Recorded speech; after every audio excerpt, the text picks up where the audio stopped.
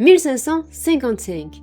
Un homme publie un recueil de quatrains rimés qui va traverser les siècles. Son nom, Michel de Nostredame, plus connu sous le nom de Nostradamus. On dit qu'il a des pouvoirs de prédiction. Mais qui est vraiment Michel de Nostredame? Aujourd'hui, on plonge dans la vie fascinante de l'astrologue le plus célèbre de l'histoire.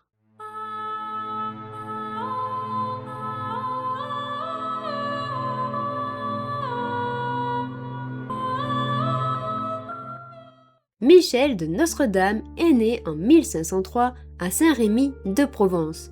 Dans une famille cultivée, son père était notaire et son grand-père était médecin. Il était d'origine juive mais a dû se convertir au catholicisme après l'annexion de la Provence au royaume de France en 1486. Il commence par le métier d'apothicaire. Ce sont eux qui préparent et donnent les médicaments. Puis il ira étudier à la faculté de médecine de Montpellier où il apprendra le latin, l'hébreu, le grec, bien sûr la médecine et l'astrologie, qui est une pratique qui interprète la position des astres, c'est-à-dire les planètes et les constellations, pour analyser la personnalité ou tenter de prévoir des tendances de la vie humaine. Mais ce n'est pas considéré comme une science. Puis Nostradamus partira pour soigner la peste avec des méthodes orientées vers l'hygiène. Boire de l'eau propre, aérer les maisons ou isoler les malades.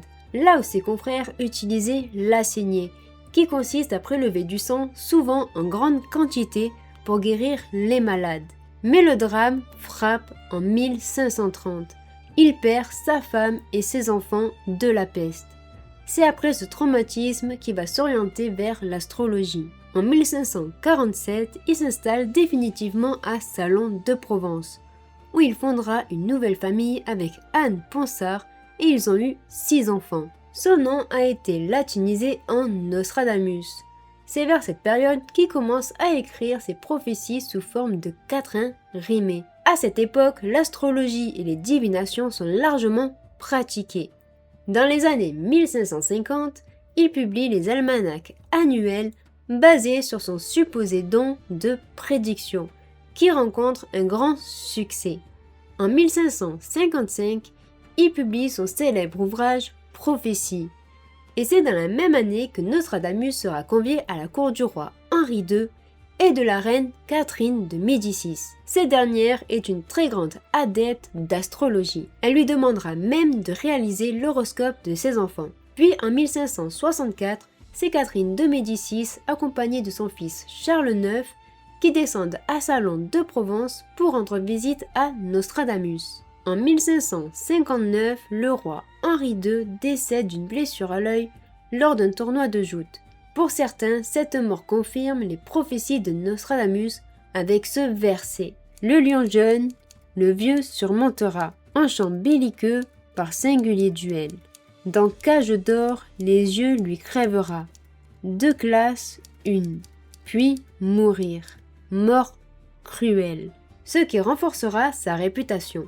Mais son langage volontairement vague le protège, difficile de prouver qu'il se trompe, ce qui évite les accusations et l'humiliation.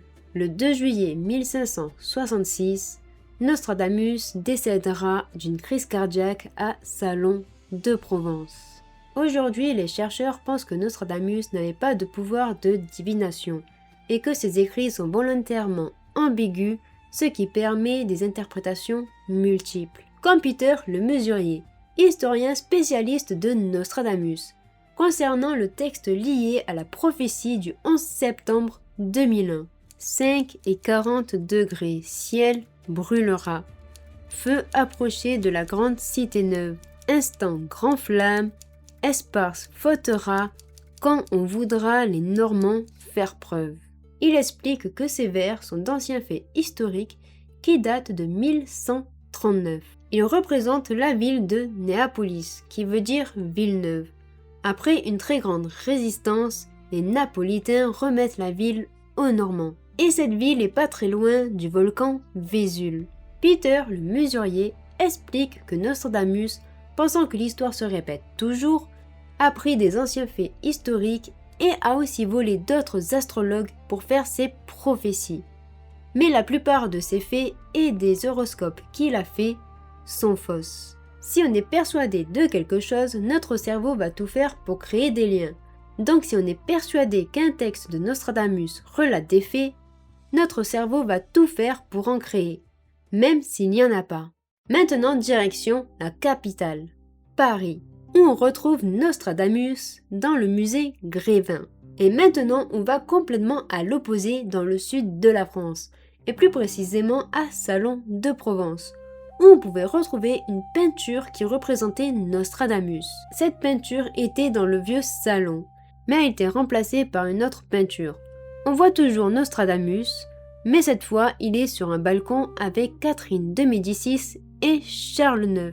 Dans le vieux salon, on retrouve aussi un musée Maison de Nostradamus, créé en 1992. Ce musée se tient dans une partie que fut la maison de Nostradamus, qu'il a achetée en 1547.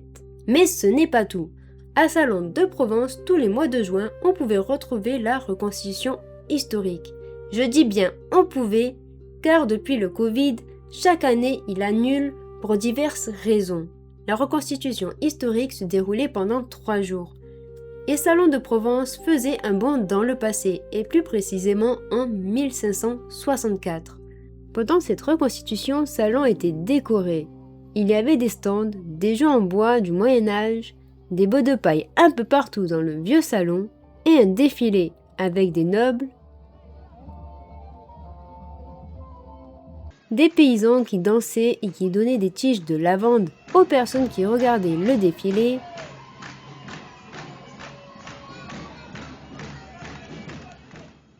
des musiciens, des danseurs, escrimeurs, cavaliers et bien d'autres. Sans oublier le principal, la reine Catherine de Médicis qui venait rendre visite à Nostradamus. Dans les rues du vieux salon, on pouvait aussi voir des spectacles et des musiciens. Et je ne sais pas si la ville de Salon de Provence va la remettre en place.